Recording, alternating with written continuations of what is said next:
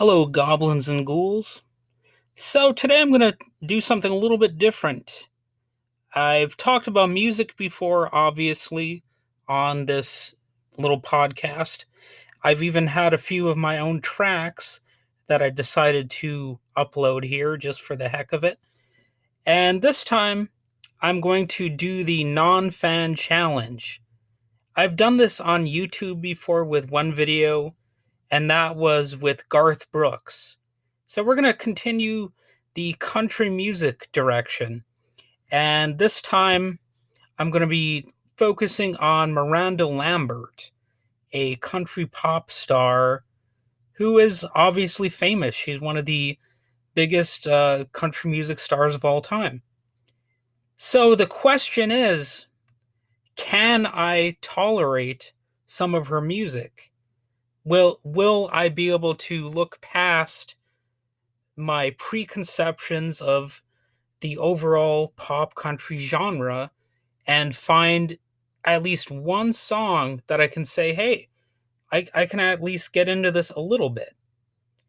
So, just so you know, I'm actually a fair minded person when it comes to music. I'm not the most elitist prick out there, just to be clear. But nevertheless, as they say, everyone is a critic. There are definitely some songs and some artists and some entire genres that I just can't really get into that much. But obviously, the point of this challenge is to actually make sort of an effort to get into it. So in this case, I was a little bit pleasantly surprised that Miranda Lambert is a little bit better than I thought she was going to be. I listened to 10 of her tracks on YouTube, and despite, whatever kind of preconceptions I have about pop country, yeah, I think it sucks overall. It's like it's never going to be my favorite genre, but I was actually able to find some good elements to some of her songs, all right? So I know some of you out there who are anti-country are going to be like, Jesus Christ, how can you tolerate that shit? And I get it. I get it. I'm halfway there with you. But again, I have to reemphasize the very point of this challenge is to try to find at least one song where I can say, all right, I could listen to this again. Just find that one song, or at the very least, one moment in a song where I'm like, all right, that wasn't so bad. So, anyway, I've yapped about this enough. I'm sure you get the idea already. So, I listened to these 10 tracks on YouTube. One was called Mama's Broken Heart. So, that one is more rockabilly than I expected. And that alone makes it a relatively okay track. So, I'm not going to be playing these tracks, in this podcast because obviously copyright strikes and who knows, you could get lawsuits and all kinds of crap like that. So I'm not going to do that, but I am going to at least give you a little summary of my scientific findings here. So Mama's Broken Heart was actually an okay track, as far as things go. Her song Kerosene. Now, this one, I'm actually going to give some genuine praise here. This is probably the closest thing to a Miranda Lambert song that kind of threw me for a little bit of a loop, because if nothing else, there are some really cool harmonica parts throughout. Now, I'm not saying it's the best harmonica playing I've ever heard or anything dramatic like that, but it's really the closest thing I think to a Miranda Lambert song that I would actually listen to, not just more than once, but maybe regularly. I don't know. Um, you know, um, what can I say? It's not that bad of a track. So if I was to recommend any song from the 10 tracks, it would probably be Kerosene. Her song White Liar. Now that one is basically just about relationship stuff. Nothing really sets it apart. And White Liar just doesn't do much for me, if I'm being honest. Now, What was it, the worst thing I've ever heard? No, it wasn't, but it just it just didn't knock my socks off. Bluebird, also nothing too amazing, but it was atmospheric, I suppose, and not all modern country songs are atmospheric. You know what I mean? Like it's, I don't know. There's just something lacking about most pop country.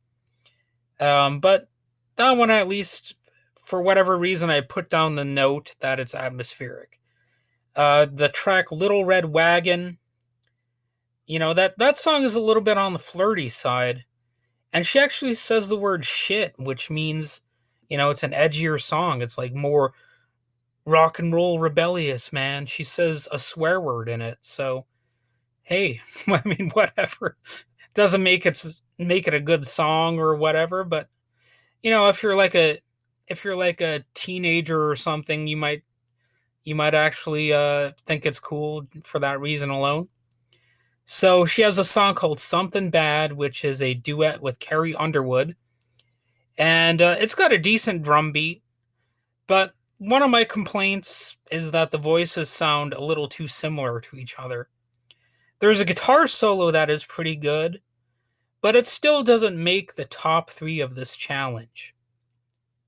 So does it really stand out? No, I don't really remember it that well. To be honest, I don't really remember any of these songs that well, but I do know that Kerosene has that cool harmonica part.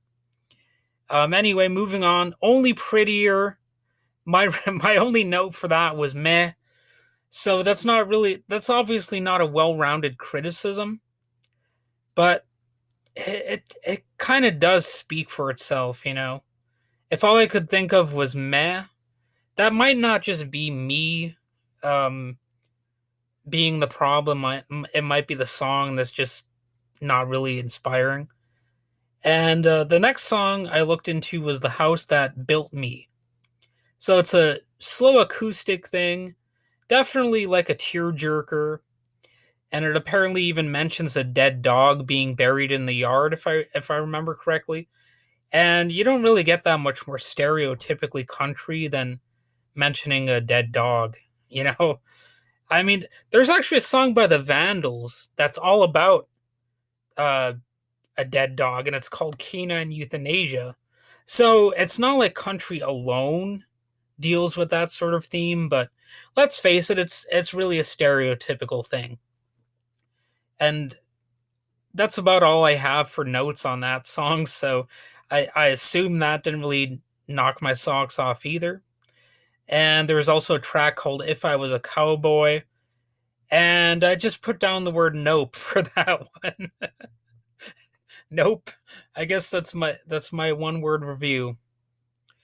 Basically, if you're a country star and you have the word cowboy in the title, it's not going to go very well for me most of the time. All right, and to be fair, it's not just a little rule that I would have for country.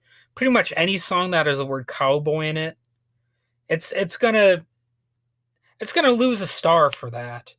It's like if you have a rock song that has the word rock and roll in it, it's it's gonna be a possible point taken away. Now there are some exceptions to that, like the Ramones with "Rock and Roll High School." That song's a fun song. And I'm sure there are at least a few country songs that can get away with having the word cowboy in the title, but this apparently was not one according to my notes, which again was just the word nope. So finally, I have the song "Vice." I wrote down that song has unexpected synth, decent guitar solos, not as good as Kerosene, but I can't talk. I could actually listen to the song and not hate it. So the final note on the bass is raw, indicating it was a live musician. And Vice, I joke that it's a song about Ashton Kutcher's infidelity. And, I'm just kidding. It's not about that. But, it's about sin, I guess, like, uh, sleeping around or something like that. To be honest, I wasn't really paying that much attention to the lyrics. Um, so those are the tracks that I looked at, all those 10. So first place easily goes to Kerosene, even for the atmospheric harmonica playing alone. I would say the second place goes to the song Vice, and the third place would go to Mama's Broken Heart. So, and some of these challenges, I might not even have like three different places to put the songs. I might just barely be able to choose one. Like if I was doing one of these for Kid Rock or something, that would be like hell. I don't even know if I can succeed with that kind of challenge, because Kid Rock is just about the worst thing there is. Like I've never had gonorrhea, but I think it would be better than listening to Kid Rock. And here's the thing about Kid Rock, okay? Like a lot of people, I know a lot of people out there, they would say, you only hate Kid Rock because he's a conservative and you're not, or he's a right winger and you're not. But no, no, no, no, no. No, no, no, no. No. Get that thought out of your head. It's because the music and the lyrics and everything about him is so lame. So I know I'm getting sidetracked here. I'm supposed to be talking about Miranda Lambert, but I just want to give you an idea of one of these episodes that would be a bigger challenge for me than this one. Basically, my point is that Miranda Lambert, I could actually tolerate her stuff better than I originally assumed I could. So that's one of the good things about this type of challenge, I think. There's a lot of potential for me to come around and, see some good things. So I should, of course, go a little bit into the person or the performer that is Miranda Lambert. She won the Country Music Association's Album of the Year twice, being the first woman to do so. She also won Female Vocalist of the Year 9 times, apparently. That might be impressive in its own right. I mean, unless the whole system is rigged or something, which, hey, that might be possible too, but maybe it does mean she's got some talent. You know what I'm saying? It's it's hard to get away with winning something 9 times, even if it's like a corrupt system or something. I don't even, did Saddam Hussein win election 9 times? Probably in his case, but it's I probably shouldn't be comparing Miranda Lambert to Saddam Hussein. Um, that kind of that's me getting sidetracked yet again. But anyway, she has won more Academy of Country Music Awards than any artist in history. And, whether that was truly legit or not, it's apparently the way it is. And some of her hits, such as Heart Like Mine, Gunpowder and Lead, Over You, and obviously some others did not make it into this challenge because YouTube did not play those particular tracks. But it's possible that I'll listen to those songs at some point and give them a fair chance as well, although there really are no guarantees about that. So when it comes to Miranda Lambert, she will win some credit also because she writes most of her own songs. Now that is something that I can respect, not just as a music listener, but as a musician myself. I think it's good for an artist to mostly write their own material. It just seems more genuine that way. That's one of the reasons I'm not the hugest fan of Elvis Presley, because did he even write a single one of his own songs? I don't think so. I know he was an arranger, that he was involved in, deciding how the songs are orchestrated and yada, yada, yada.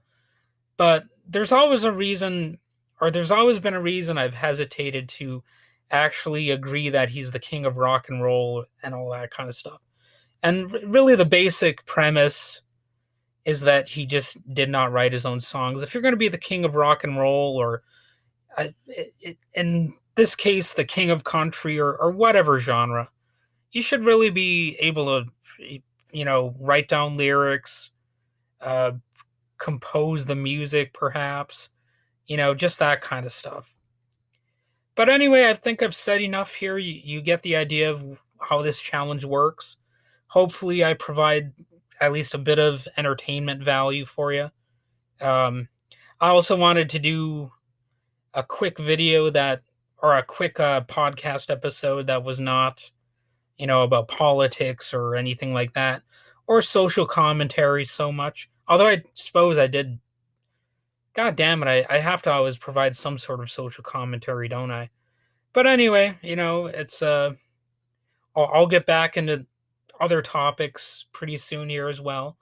But for now, I just wanted to introduce this concept of the non-fan challenge, and there will likely be more of these in the future. So that's it. Have a good day. Bye bye.